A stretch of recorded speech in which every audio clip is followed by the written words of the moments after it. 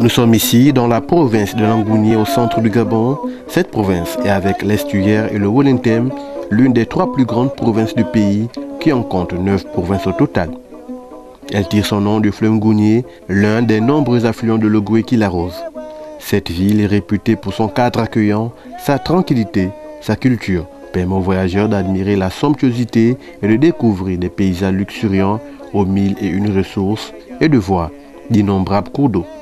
Avec une population légèrement supérieure à 100 000 habitants, une superficie de près de 38 000 km², les Pounou et les Ndjebi sont là les 2 ethnies dominantes de la province.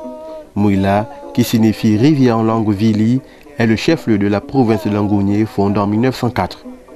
C'est vers les années 60 que la ville va bénéficier des toutes premières constructions infrastructurelles. Elles concernaient le secteur de l'éducation et de la santé.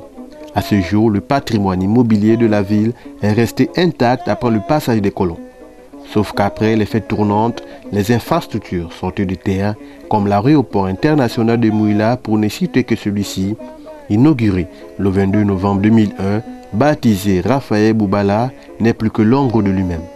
La structure se trouve dans un état de dégradation avancée, son aérogare est devenu un coupe-gorge, les bancs, les hangars sont transformés en toilettes à ciel ouvert.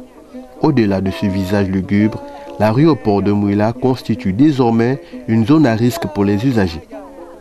Cette situation serait consécutive au non-versement de la subvention de l'État selon les agents, en dépit des nombreuses promesses faites ci et là par certaines personnalités politiques issues de la province de Langounié afin de retrouver une issue favorable. Pour l'heure, rien n'a bougé et le temps ne cesse de prendre le dessus sur cet aéroport laissé pour compte.